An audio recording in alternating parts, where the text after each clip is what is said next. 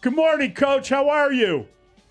Doing great, guys. Good morning. Well, congratulations again on just one of the great seasons in Illinois basketball history. It was obviously, you guys played sensationally. Unfortunately, you didn't get to that championship game, but you got to a Final Four, and it was just an extraordinary year, a lot of joy. I was in Champaign on Sunday, and man, the place had been up for grabs the night before, and it was just so much fun to see everybody wearing their gear and all the rest of it. Yeah, it was a special run, and it's endings stink. They're not much fun. You have to. I guess you're never really prepared for that. It's frustrating. It's frustrating to lose and not play your best. And, the ball just didn't go our way. It didn't bounce in. I thought we did a lot of really good things in that game, but I give UConn credit, and a great experience. And like I said, the Illini Nation was out in droves, and love them to death, and very appreciative. So what's going through your mind last night watching Connecticut and Michigan play, and what does Michigan winning the national championship do for the Big Ten? Well, I'm ecstatic for Michigan. I'm ecstatic for the Big Ten. The one mistake you just made is I didn't watch the game. And I was pretty much I don't want to say sour grapes, but it's very, very hard to put an ending to that. And so I haven't watched our UConn game yet. And, you have great appreciation for Michigan and the season that they had. And Dusty did an incredible job. And it was – I looked at the box score this morning when I got up about 5:30 But that was a hard one to lose, and we lost in the Elite Eight game a couple years ago, and that was hard. This one's got a different taste to it. So I didn't watch the game, to be honest with you. Today's a big day because it's obviously the opening of the transfer portal. It opens today, and then it runs for a couple of weeks, and then you've obviously got the early entry for the NBA, which is April 26th. That runs through May. I'm just curious, as you look at this part of the season, how difficult is it to kind of start thinking about the future? I mean, you don't have a lot of choice, but all of a sudden it's on to next year. Yeah, the portal officially opens today, but in a lot of ways it's been open. A lot of people's seasons have been over for a month, 3 weeks, whatever it is, and there's been a lot of information bouncing around the world of basketball. So, you're dealing with retention, you're dealing with your own guys, you're trying to constantly think about the future and next year and what your roster is and what roster management looks like. And, we've got a couple of seniors that, 3 seniors that we know we're losing, and we've addressed some of those things, at this point already with recruiting. And then we'll see what the portal world brings and what that looks like. We hope we've got a great group that we hope we can retain and bring back and run this thing back. But until you know, you don't know. So we'll just play everything by ear and be ready and prepared for what's out there. Well, it's a new reality, and it has been for several years now, but you watch Michigan cut down the nets with 5 transfers that came together quickly. Your presence in the Final Four was a testament to how you were able to bring everybody together and assimilate a team quickly. How do you do it again, Coach? How do you duplicate that approach? How do you duplicate that success from something that felt like a once-in-a-lifetime experience? Oh, I don't think it's once in a lifetime. I think there's an art to it. I think there's I think we have a system in place that we feel very confident in. I think that you want to bring great people together. The pool is not a huge pool in terms of talent at the highest levels, at the Big Ten level. You have to have those, but I think it's we've got a system that we like in positional size, shooting, character, basketball IQ. We won't vary from that. And, and then we'll try to, those are the 4 pillars we use. And for the last, 6, 7, 8 years, it's been a big part of what we do. And we just try to stay consistent in doing that. I'm just wondering, Coach, obviously you went out, you recruited Keaton Wagler and brought him to this team. And now there's a lot of speculation that he's a one and done type of player, that he's the kind of guy that will wind up going high in the NBA draft. Have you sat down and talked to him about his future? He's a 19-year-old, and we know how talented he is. I know that generally speaking, you don't try to stand in the way of someone, and you have never done that. But this is a kid that, he had a hell of a year. Yeah, he's got representation. He's got an incredible family. He's got, he's got decisions to make, and that's ultimately what we hope the experience is at the University of Illinois, and is to put guys in positions to have to make decisions that are the best things for their future, and whatever those may be. And we're pertinent to some information, but those conversations, I think there's a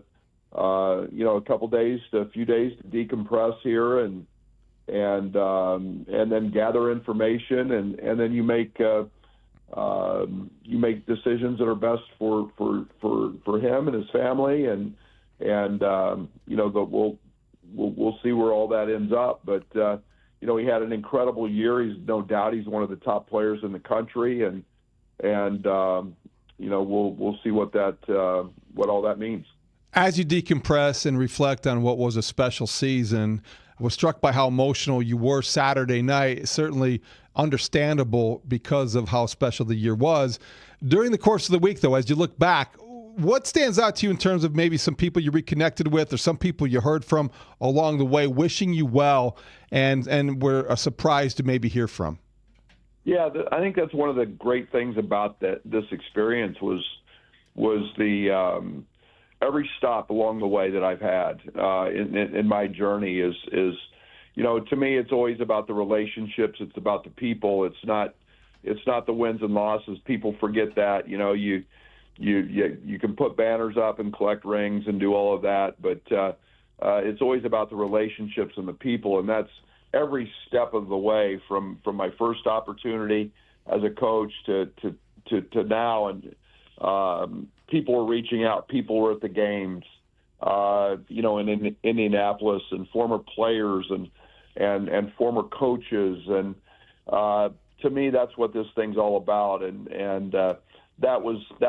that's the thing I'll remember the most. And then to be very honest, the open practice was mind blowing. And I got one of the producers reached out to me and had done this 45 years and said they've never seen a turnout like they saw with the orange and blue and at the open practice, and that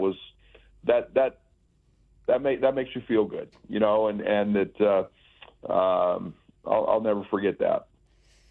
Yeah, it was an extraordinary season, and I think maybe the most impressive part of it was that you guys were playing your best when it mattered most. You get your team into the tournament, and man, you guys were on fire. It was as if you peaked at the perfect moment with that team. Not an easy thing to do for anybody.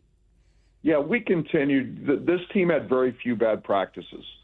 no matter what the adversity was this year with injury, with a sickness or whatever, it was the next man up mentality. And I'm really appreciative of that. That's not easy to do. And, then to bounce back from a Big Ten tournament that didn't go the way we wanted, and then all of a sudden these guys have flip the switch, and we had the ability to be consistent and defensively take the next step. And even in the UConn game, I mean, we hold them to 36%. We out rebound them.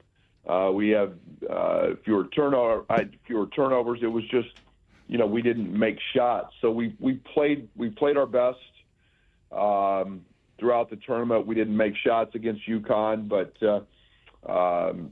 that's the right time to do it. And obviously the Houston win in Houston was very meaningful. And then we faced another good and very solid Big Ten team in Iowa and had a great trip to Houston, and obviously it got us in the Final Four. Coach, last week it was fun to read a lot of the accounts of just how your program all came together, what were pivotal moments here or there. And I just want to get it from your perspective. Ayo Dosunmu's name came up a lot as far as establishing that Chicago pipeline and being the guy that had success. And then after that, there seemed to be a lot of people that tended to follow. In that context, how important in retrospect was Ayo recruiting to your program's success at Illinois? And how different maybe is it different to make sure that you have a presence in Chicago despite how worldwide your recruiting efforts have become?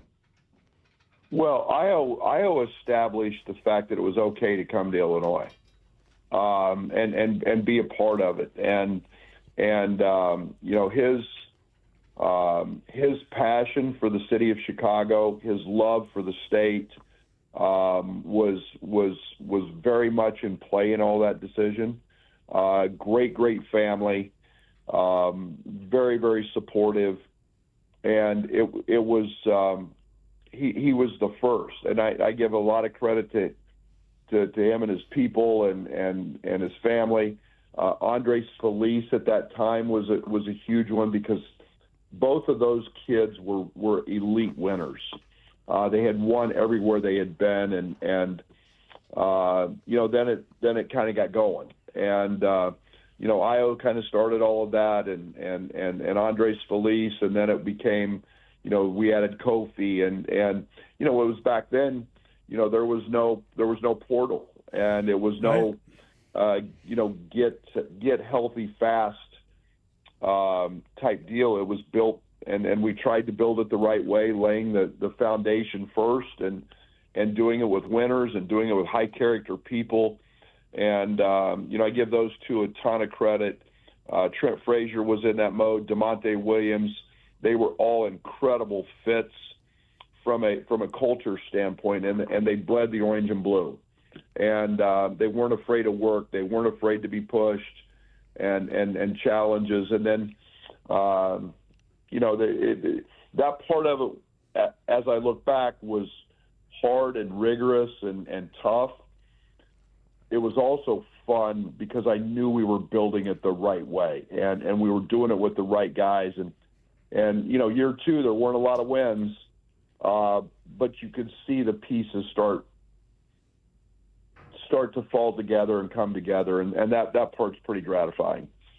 Coach, it's interesting. We talked to Kendall Gill yesterday, and he said that the trick that you've performed, which is so difficult to do, is you've turned Illinois into a destination team. I'm just wondering, do you find that people are recruiting you now? I mean, is it still the way it's always been? I know you've already brought in Quentin Coleman, young kid from St. Louis, who's silky smooth, 6'4" shooting guard. Do you find that you are kind of a destination program and people are coming to you? It's I want to be careful saying that. I think that it's nice that people understand what we're about, and they understand our culture.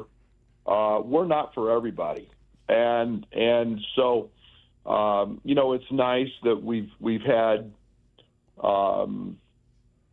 success with transfers. We've had success with high school kids. We've had one and dones. We've had success with centers. We've had success with wings. I think our offensive style is appealing, and obviously we've had 7 straight years of winning and being in the tournament. So I think there's some appeal to that, and yet we're not for everybody. So we're going to be pretty selective throughout our processes. But yeah, I think that establishing success is hard to do. Winning is really, really hard to do at this level. And I'm really excited that people want to come be a part of that, and that's the part of growth I like. Coach, thanks a ton, and thanks for the season. We all enjoyed it immensely, and it's been so much fun the way you've responded to it and talked about your journey. I think everybody really kind of fell in love with the story, and it's been that was great to one. hear Yeah. last week. Yep. Congratulations, and thanks for everything, Coach. I appreciate it. Thank you, guys, and have a great off season. We'll talk again soon. Yep. Great stuff. That's Coach Brad Underwood. What a good guy. What a great story. And the Illini this year, just one of the all-time seasons. And if you're going to summarize what happened this year, I mean, he didn't want to acknowledge it, but destination program. That's exactly correct. You elevated. You put yourself up a tier. No doubt about it.